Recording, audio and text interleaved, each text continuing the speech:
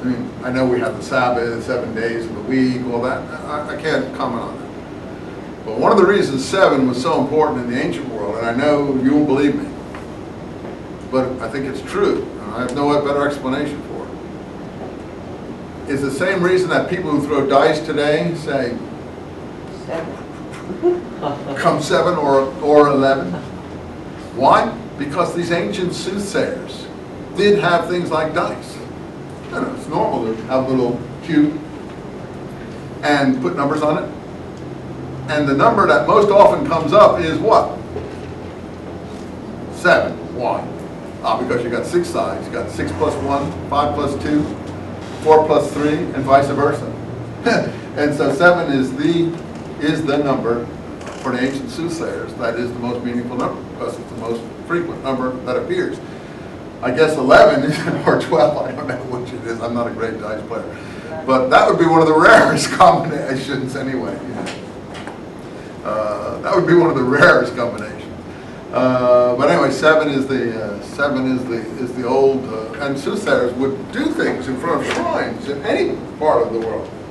And one of the things they would throw, maybe feathers or bones, but certainly they threw dice. And 7 became a mystical number of some kind. Yeah. Why is the number 6 considered evil? I have no idea. I have no idea. I didn't even know it was. Like 3 6s in a I row? have no idea. Oh well, that's another area. Yeah. Well, the problem is, again, I told you that I know you ruminate about these things, but I can't in an Islam class answer all those questions. I'm trying to do 7 because it relates to the Kaaba. 666 relates to the apocalypse, which is another area of endeavor Christian thinking. So you get that from Christian, but that doesn't mean they thought 6 was an evil number. Again, that's another spin you put on it in latter history. 666 was supposed to be the name of the beast in the apocalypse, but it doesn't mean 6 is an evil number. It's just it's a code for something, and they obviously weren't able to say what they really were talking about, and they seemed to be talking about Nero, from what I understand in those days, who was an enemy of the early Christians, and they had to put a code there to cover up something of what they were talking about. But that's the best explanation I know. Nothing to do with the number 6. Nothing whatever to do with the number 6. They had a code. But anyway, 7 is an important number, particularly in the Old Testament, and as we see now in the pre-Islamic times and so on. And actually, even in Semitic languages, the number 7 is Sabah or Sheva, and at least in some of the languages, that means to take an oath. So even the word in the ancient language, watch out for that stand there, the word in the ancient language means to take an oath, which is usually related to religious ideas. So even the number 7, taken as a verb in ancient Semitic languages, meant to take an oath. So 7 is important. In any case, that's about circumambulating the Kaaba. You can say, what are you talking about? Circumambulate. It's spelled just like it reads. What does that mean? Walk around. Circumcise, to cut around the object. Circumambulate.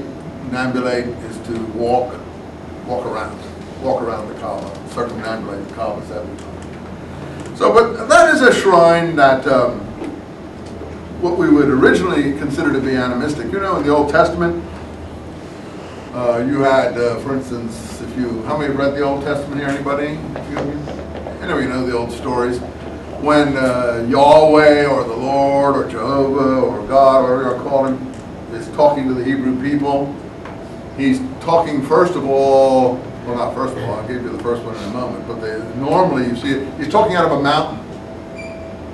Mount Sinai, there's a cloud up there, and Moses goes up to the mountain and speaks to God, and God is thundering out of there.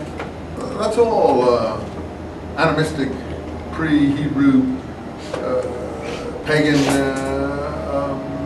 understanding of the deities. Mountain god, basically. We got mountain gods in Peru still. hanging around. People go up to the mountains in the Andes and sacrifice people. They've done from ancient times to propitiate the mountain gods. Those are fertility nature gods.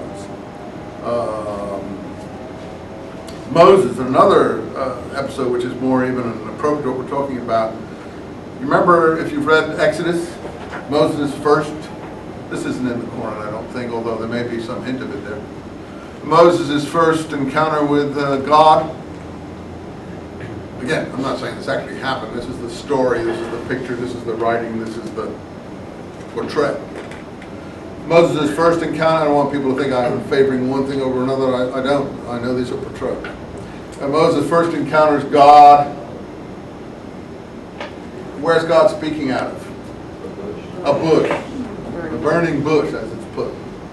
Why should he be speaking out of a burning bush? You know, that's again an animistic symbol. Monotheistic, if you want, animistic symbol. What is God supposedly, or what's he pictured, or what's he say to Moses? Moses, and Moses, here I am, Lord, and so on and so forth. Take off your shoes, for the ground upon which you are standing is holy. Again, very early religious understanding of the universe, even in,